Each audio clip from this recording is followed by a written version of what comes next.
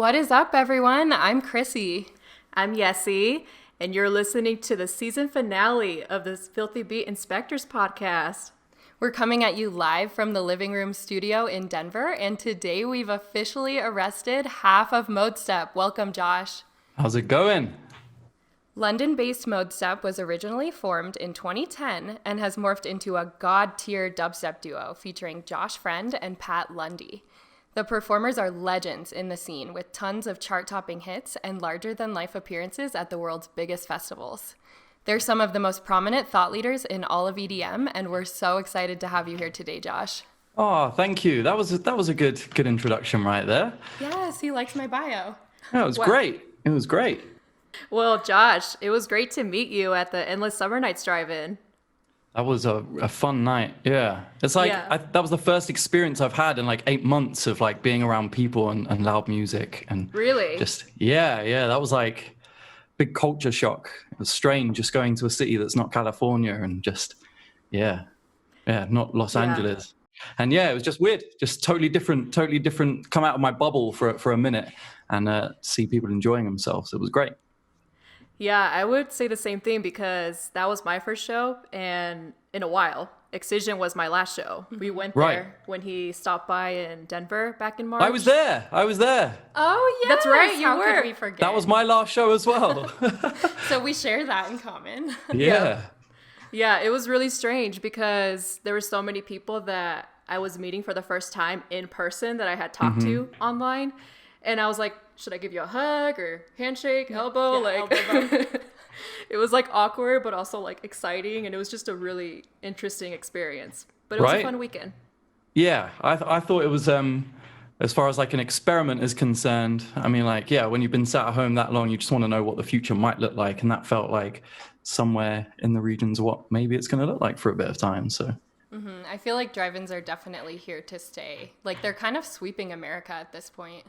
you guys are really lucky because you've got like all the infrastructure there for drive-in movies and stuff like that. Like other countries don't do that. So like the UK doesn't have any of that stuff, so they can't put on these shows. So it feels like because America's got all of these drive-in theater like locations all around the country, America's like leading doing shows right now, which is it's really cool. I was wondering if any other countries were doing anything similar, but I honestly don't think so. I feel like other countries are way ahead of us anyways, so this is probably a stage we'll be in for a while now. Yeah, I think so. It doesn't seem like it's going to be going anywhere anytime soon. So. Well, I thought this photo was taken in the UK. Remember there was that one photo that was blowing up of like different pods where people had like their own little VIP sitting area. Wasn't that in the UK? I don't think it was. No, it was. You're right. But that was like 5 months ago. The UK is like fully back lockdown. You can't leave your house. Like they're like 4 weeks of crazy. You can't go anywhere. So yeah, they're really. I think it might be worse than America right now over there. To be honest. Yeah, I think they just hit 1 million cases like this weekend, and they're shutting everything down except for schools. I was reading about it. It doesn't sound good. Doesn't sound fun. And about a month ago, I was about to go home, and then it seems like I made the right decision last minute to stay. So I canceled my flight last second just on a gut instinct that maybe the UK is going to go downhill as well. And it turned out to be right. Yeah, so like have you been stuck here all year long in the USA? Like how has quarantine played out for you? So we moved here like a year and a half ago. So we've like spent most of the times that we've been in America in lockdown. So it's weird like moving here and then like getting the culture shock of like I lived in London my whole life for 30 years and then I moved here and it's like, oh my God, this is so different. And then pandemic happened. I'm like, okay, well, this is just different to everything. There's like nothing has existed like this. So just a really weird experience and weird time to move somewhere, I guess. Especially going from London to, are you in LA? Yeah. Yeah, LA is like probably a different world. I've never been there. It's a place. Very different. Yeah, very, very, very different. Yeah, like London people tell you exactly what they think when they think it, and LA do the total opposite. So it's people think I'm really rude, and I think people don't give me anything. So there's like this weird, cultural clash there. Interesting. Yeah, like what's been the biggest cultural shock for you? Food is like the number one thing that I'm struggling with big time in America. like in the UK, I didn't eat well, but in order to keep the same level of what I was eating, I have to eat well here. Like there's that kind of difference between like how much sugar is in stuff and how much stuff is processed. And yeah, it's hard work eating in America. That's the hardest thing for me. You don't want to eat In and Out 7 days a week? I'll have it once a month for sure. Right. But yeah, every day is, yep, no, thank you. Or a Voodoo Donuts, or I like Voodoo nothing but Donuts. cakes.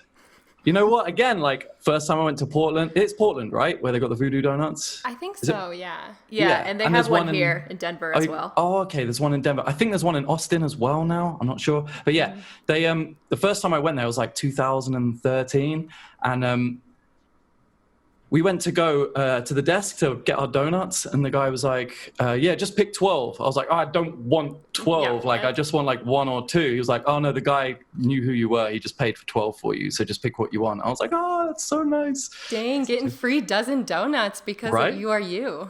That was the best. I think he'd just been at our show. It was like just down the road from where we played. So, yeah. Yeah, that's awesome. Well, recently it was Halloween, and we saw a spooky picture of you on Instagram.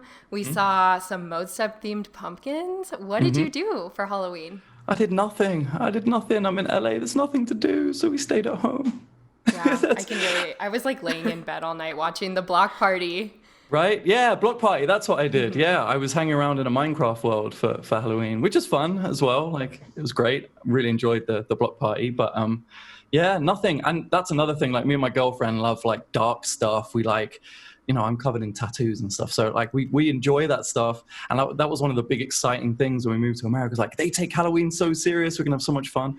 We've just never done anything. So That's so funny. I wished my Dutch friend a happy Halloween on Saturday, and he was like, well, Chris, we don't really celebrate Halloween here, but thank you so much. yeah, it's really strange. So That's another thing. Like in the UK, Halloween is just like an excuse to maybe go and throw an egg at someone. That's about it. But over here, it's like Christmas.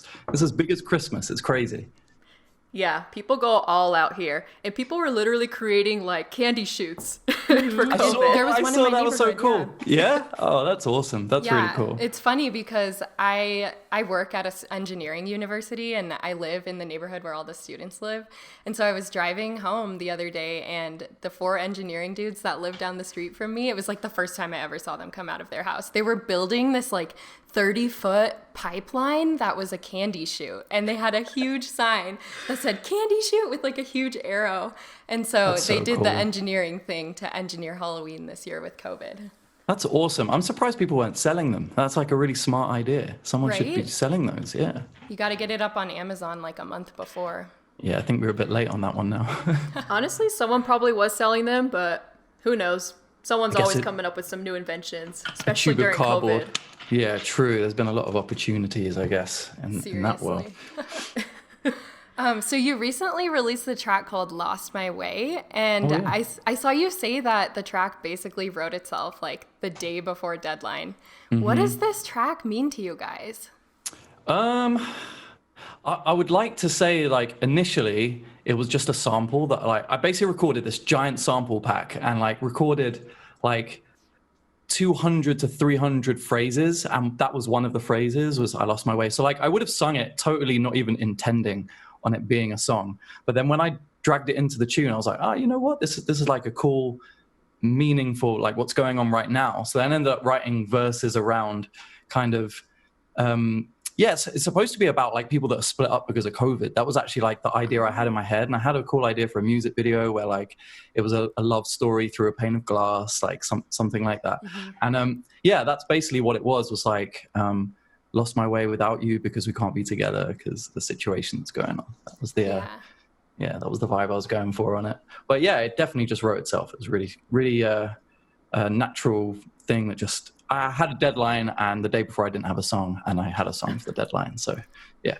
So this was one of the 1,000+ samples in the pack that you just released. This one made it into a full song. Yeah, in fact, I just dropped on the Disciple YouTube like a run through of the like how I built the whole song, and every sample in that song is from the sample pack. So it's literally like constructed out of the sample pack. And that's like 1,200 sounds, right? There's a lot in there, yeah. There's a lot in that beast of a sample pack. If you want to get it, splice.com. Yeah, for everyone listening, go get it now. Cop that Thank pack. You. So, one of the questions that I have for you, you've had the chance to travel the whole world for your career, but I have to ask, what was it like to have Shaq, aka DJ Diesel, headbanging in the pit at your Tomorrowland set last year? That was some weird, like, you know how like the whole of the lot, like basically since like 2015, everything has felt like a simulation, right? Everything is just bizarre. And that was my most like we're in a simulation moment I think I've had since like all the craziness has been going on. And I just remember like, we were backstage just before, I think we were eating food. There was a restaurant backstage at Tomorrowland, and we just seen Shaq walk past, like the top of his head, like miles. I was like, that's fucking Shaquille O'Neal. Like, oh my God, what the crazy. I was like, okay, he's gone now. So, all right, well, we just saw Shaq anyway, kept eating our food. And then as we came to do our set, I look over to the left and he's just standing there. Like, you can't miss him. You can't miss him. Massive guy. You really can't miss him. He's a beast. And I thought, you know what? If I get this guy's attention, he might stay for the whole set. So I turned all the music down. I was like, I see you, Mr. DJ Diesel, like, with like a full British accent. Call him and he out. kind of gave me the nod like that. And I was like, okay, I think I got him. About 2 tunes in, he takes his top off and he starts climbing into the crowd. And I'm like, well, this could not get more crazy. And I just remember the whole set, the whole show, I was just looking at Pat, just like, the fuck is going on? What is happening? And then I didn't know, but Kill the Noise was at the side of the stage filming the whole thing. And by the time I got off stage, it had already had like 100 million views on like all these different sporting websites on ESPN and all these big American sports sites that I had no idea about until then. That is so fun. Because I remember seeing it like right after you guys went on. Somehow it showed up on my phone and I was like, oh my God. Because we were at that stage the year before for Keizo's set. Oh, nice. We love that So stage. sick. Yeah. Uh-huh. Yeah. I mean, I had no idea. So you get off and it was literally like every minute that went past, it had been passed to another thing. It was like another million, another 200 million. I was just like, oh shit. All right. Well, that's the power of Shaq, I guess. That's the definition of going viral. Yeah, exactly. Literally. I love Tomorrowland. So sad that it didn't happen this year. I know. We were supposed to be back there again this year. And that was my first time, was the Shaq experience. So I'm thinking like, if I go back there every time, it's going to be something magical or crazy that happens there. Mm-hmm. You got to camp to get the full experience. Dreamville is like a whole nother planet, honestly. Oh my God. Yeah. But literally, the one thing that I have to say about, like, I love Tomorrowland, but the one thing that you and I just could not stand was the chanting, the nonstop chanting. What were people doing? What festival chants? Like, hey. Oh, that shit. Like at every single stage.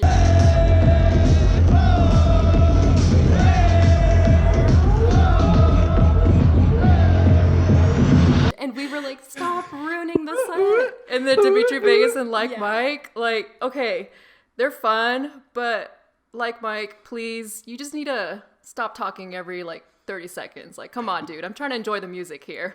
It's funny. These guys are like getting on now. They're getting a bit older and it's kind of getting a bit like every time they go back, it's like a family reunion and they think they can talk to the crowd. But most of the people who are there are like foreign people who really just want to dance and just have a good time and don't really understand half of what they're saying anyway. But yeah, I'm with you. It's getting a little on the cheesy side, but yeah. That's Or kind like of, that's part of the walking magic. back to the campsite, people would always be like, Oh my gosh. hey, baby. Oh yeah. Or they'd be singing Bella Ciao. And it was funny because Bella ciao. the World Cup was the weekend before we went. And we think that everyone was just like still drunk from the weekend before. And that's why they were being so annoying. I don't know. It could just be Europeans because a lot of like English festivals used to be the same. They used to be like weird chants, like people go around just shouting butt scratcher for no reason. Butt scratcher, you know, like from Family Guy. Yeah, super weird. It might just be a European thing that people go around shouting things. Who knows? Yeah. We haven't been to enough European festivals to tell yet. But what I do like is that I could find like people in their 40s, like moms going with their kids. And over here in America, people think you're like stupid or you're just A like hippie or something, Yeah, right? you a get hippie. judged. And Yeah. you get judged really, really easily. But my first European festival was Amsterdam Music Festival. I was there for Amsterdam amazing. Dance Week. So sick. So much fun. So well, I think that's because festival culture in America is still really young. Like even when we first started Modestep, and I came over here and like I think in 2012 I played EDC, and it was just like a bit of scaffolding with a few stages. It wasn't like some crazy firework mad festival, everybody wearing crazy stuff. Like that didn't exist. And I feel like since then that whole kind of culture has developed.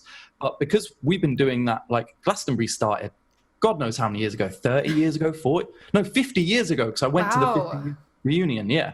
So, like, there's a lot of culture, and I guess people, when they were, 50 years old, 50 years ago, people went, and now they're grown up and they still want to go, and they want to take their family and introduce them to it. I think that will happen over here in, like, maybe 10 years when all these ravers get, old. I could totally see some of my friends taking their kids to EDC. Exactly. I probably would be that mom. There you go. That's I'd be like, saying. you have to have earplugs though. That's my one thing. No, exactly. But I find that happens a lot at Glastonbury. You see like kids on their dad's shoulders wearing like big ear defenders and stuff. It's cool. Ear defenders, I love it. What would you say is like the craziest festival experience you've ever had? Or most memorable? It's always the same one. It's always. We basically played to this festival in Poland that is called Woodstock Festival. It's not the Woodstock Festival. It's their own version. But it's a free festival. So Poland's like the majority of people there don't have a lot of money, right? So when there's a free festival, oh my God. Okay, 750,000 people showed up to this. Oh my gosh. Yeah. And we were headlining the show. And they don't have security, they don't have anything. It's just a stage in the middle of an empty city, and they just fill the city with people, and they just camp. We're talking miles and miles of people. And we headlined that show, and it was like another one of those simulation moments where I was like, I'm the what's the guy at the front of the orchestra who does this? The conductor. Right. So I'm the conductor to a horde of zombies. That's what it felt like. It felt Polish zombies. Oh yeah. It was so like nothing else I've ever experienced in my life. I got like the perfect amount of drunk before I went on, so just no nerves at all. Just went up there with full attitude, and it was best moment ever. And I think we're in like Guinness World Records for top 10 biggest shows that ever existed ever. So pretty cool. Wow. I was going to say, you can now say that in your career you've played Woodstock and you've played for 750,000 people. Exactly. Not many, if any, people in dubstep. In fact, I'm going to go ahead and say like nobody in dubstep has played to that many people. I can wear that on my shirt proud. Tomorrowland is that big. No, it's not. No, Glastonbury is it's definitely 250,000 people, and this is like 3 times the size. Jeez. That's insane. Oh my God. Stage fright. It's hard to picture that, because at Tomorrowland, I felt like, I don't know, I just felt like a tiny person there.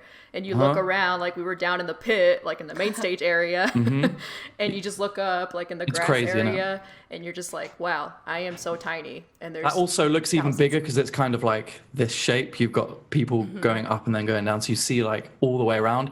It was weird because I played at night at this Woodstock festival, and there was just so many people that you just couldn't see the end of it. And now and again, a light would like flick out, and you would just be like, oh my God, there's people all the way back there as well. Literally wherever light touches, there is just solid people. Yeah, it's crazy. In fact, if you want to watch it, it's on YouTube. Type Modestep Woodstock. The whole thing's on there. It's crazy. I don't even know of a venue that could hold that many people. You just said they had it like in the streets or something? It was in a field, in a giant field. Okay. Yeah. Middle of nowhere. Wow. Yeah, middle of absolute nowhere. Yeah, and people travel all up and down Poland and like hitchhike. And a lot of people, we went out into the festival during the day, and there was just people who had no money. They just hitchhiked there, and they were trading things in order to get food, in order to get booze. Like, it's just a crazy culture that was really, it's cool. Really, really cool. So what other type of music do they have there? It's mainly a rock festival. So like we used to do a lot of rock crossover festival stuff. In fact, we've probably played more rock festivals than we have electronic music festivals. That's sick. So yeah, it was mainly like metal and hardcore music and stuff like that. Yeah, I really want to hit up more European festivals. Like Perukaville is on the list. It's a good one. Rampage, of course. Creamfields. Rampage's the best one, for sure. Creamfield's also amazing, but a little bit on the scummy side, I think that's fair to say. Like, everyone's totally twisted. Totally twisted. You will not find a single person in there who can construct a sentence. Everyone's fucked. That's sometimes what you're after in a festival. I don't know. Sounds like Coachella. Yeah, Coachella's a weird one, man. Have you guys been to Coachella? I've been 3 years in a row. It's a strange one. Like, we played it 1 year, so I've only been once, but I found like the not drinking anywhere thing to be quite strange. Like, you have to drink in a pen, which was a little bit odd, a little bit strange. And it felt very like pretty. Everyone was just very like on their best behavior and like ready for photo opportunities and stuff like that. That's why you go to Coachella, for the Instagram. Right, exactly. It felt more like that than some of the other festivals where people just go to wild out and But maybe I caught it early on. I don't know. Yeah, I mean, I wouldn't say that I went super early on. I started going in 2014, and then I went 15 and 16. So I feel like 2014, that was definitely like the best year, in my opinion. And Instagram wasn't really a big thing at the time, I don't think. Okay. Or at least no, probably not. No, you're right. That's true. Yeah, you're right. Yeah. So I feel like now Coachella has grown into this whole like social media culture where you have to go and look your best, like who wore it better. The influencers. It's all about the influencers now, and it's not really about the experience or good music. They'll definitely all be with like a backpack with a bunch of different products that they're going to like. This is my tea in front of main stage. Use Claire 15 for 15% off. Use the code blah blah blah and get 20% off your order. Flat tummies. Yeah, literally. They have like diamonds all over it. No, I can't say I haven't done that before. At least the diamond on the face thing, not the product sponsorship thing. I've definitely done the diamond on the face. So yeah, I'm with you there as well. I'm with you there. Well, Josh, I have a question for you. With anyone who's trying to make it right now, if you could give your 21-year-old self any piece of advice, what would it be? Man, this is such a difficult one. A few people have asked me this like during lockdown, and it's like, I don't know right now. That's the thing. I wouldn't even know. I actually feel really bad for a lot of the artists who are killing it right now and not able to play their first shows, their first there's a few like Papa Khan, for example, like he should be playing his first tour right now. And the advice I would give him is just keep doing what you're doing, but the industry isn't even facilitating amazing talent right now. So I don't even know. I don't know what kind of advice I would give. Just keep making good music. That's always my advice, to be honest. Yeah, I'll just stick to that. Keep making good music. Keep just being authentically you.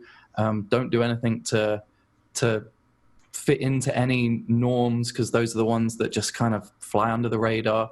Just be you, unapologetically you, and make good music. Those are like the two things that I can offer up. Yeah, and if you always have good intentions, nothing bad will ever happen to you in the end. Oh, I like to think that would be the way, but I'm starting to feel like maybe, I don't know. Because I keep doing nice things and people hate me for it. So that's just on Twitter. Ignore Twitter. Yeah, I'm starting to. I think today was my last day on Twitter. I'm done. Yeah. I deleted my Twitter like 6 years ago now. It's been like 6 years now. Thank God I did. If I could do it, obviously I need it for Modestep, but now I'm like, I'm going to be one of those guys that when I have a single out, I post, hey guys, here's my single. And that's it. That's the only opinion I am giving on Twitter ever again. I'm over it. I know. I feel like I could post the simplest thing and like I'll get ripped for it or I'll get canceled, you know? Yeah, but people like, I don't know, they look for a reason to hurt you. Like, it's weird. They read into something you haven't written. They kind of insinuate you've said something you haven't, and then they'll jump on you for something you haven't said. And it's really not constructive. I don't like it. It's super toxic.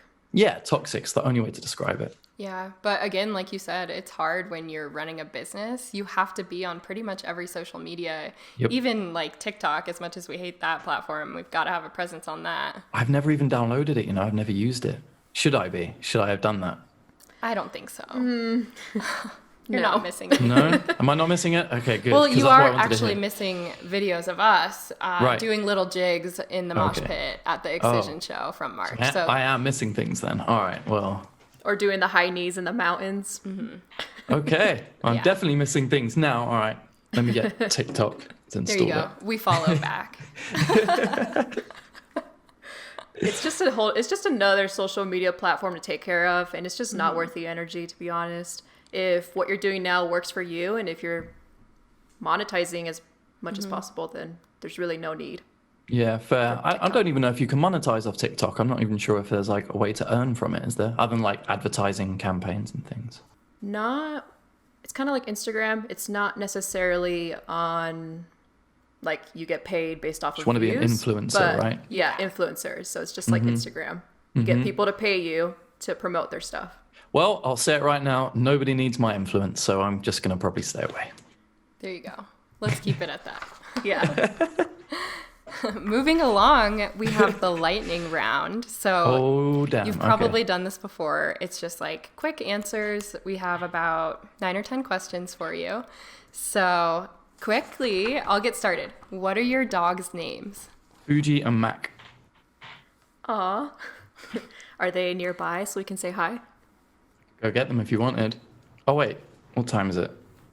Yeah, I can go get them if you want. Do you want me to go and get them? Grab them. Yes. All right, 2 seconds. Hold on. Yeah, they're eating. We can't pull them away from their food. Once they've eaten in probably about 8 seconds, they'll probably run up to the door anyway. Dinner time. Yep, Yep. I understand. It's probably because they know that we're going to hold them in custody. You can't possibly. I'll fight the FBI for that. You might have to have the CIA come after us in that case. All right. Well, I'll start doing whatever it is the CIA does. Investigate Hacking? things, I guess? Hacking? Yeah, investigate. Intelligence type stuff, You should know you're the FBI, girls. Come on. right? Oh, the Dubstep CIA. No one heard after that. us. Yeah. I don't know what you're talking about. No one heard that. Okay. Shh. All right. UK dub or US dub? Ooh, UK dub, of course. Do you have any siblings?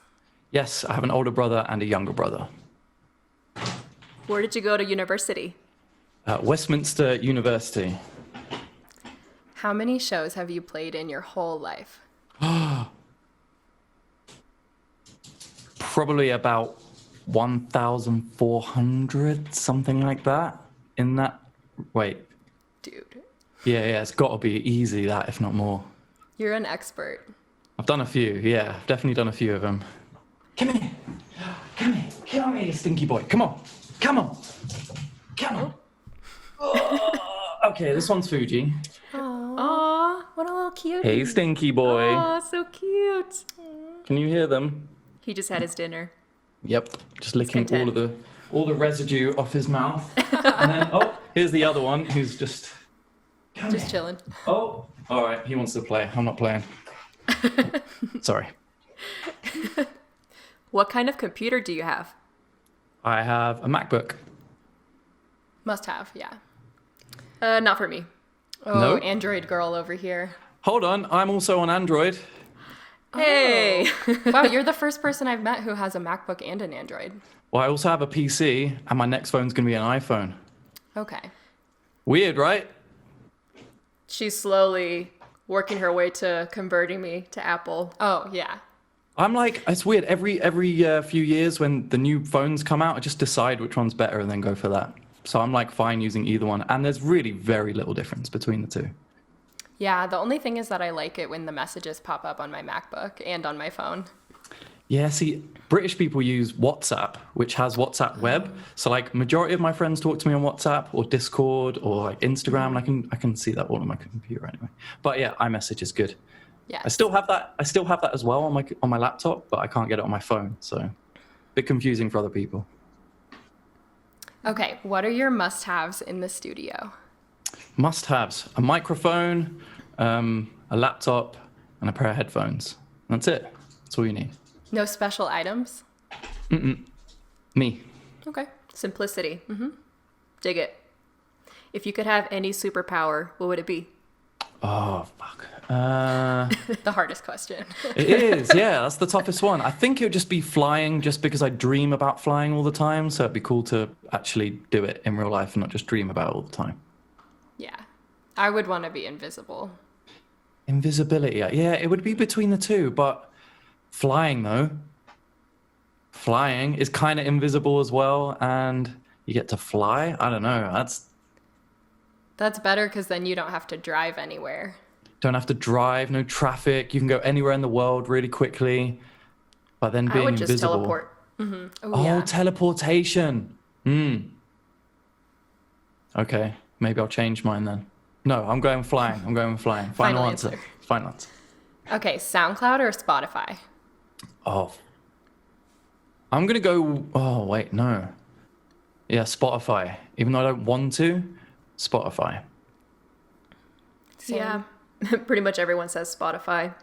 Yeah, SoundCloud had its opportunity to be amazing, but it kind of like has always fallen a little bit short of everyone's expectations. And then SoundCloud I hate because they don't pay me enough. So between the two, I hate them both. But yeah, I choose Spotify.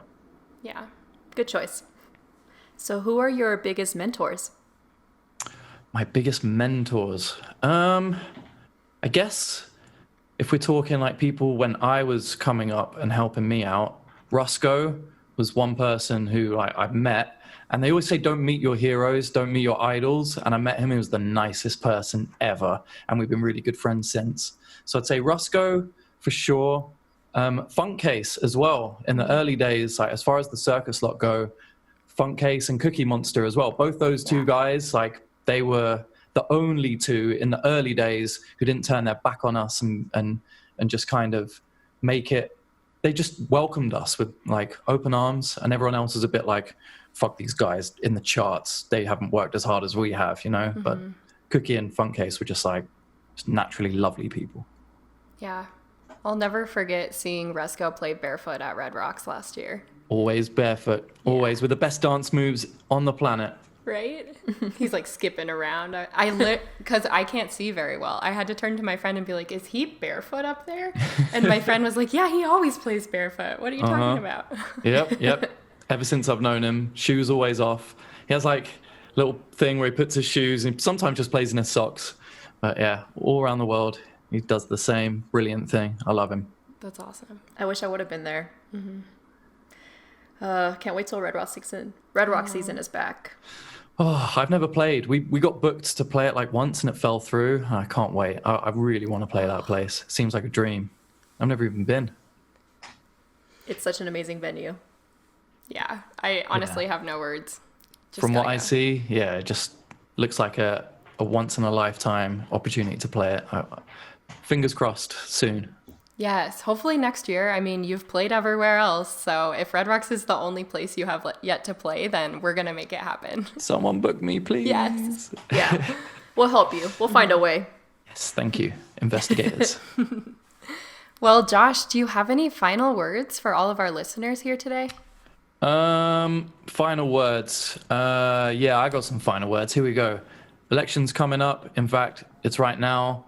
And no matter what happens, everyone should just love each other and just be friendly and realize we're all people. And no matter what we believe or we think, we don't always believe and think the same thing because tomorrow we might think something different. So never hate anyone for anything they think. Just give them a hug. Love it. Yeah.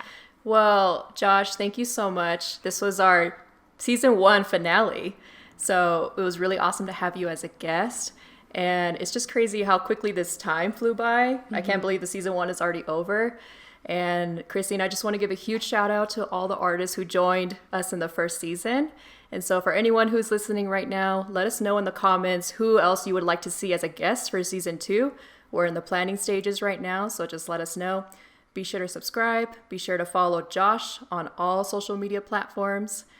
And we'll see you all in the new year, next rave, wherever it may be. Keep chasing dreams.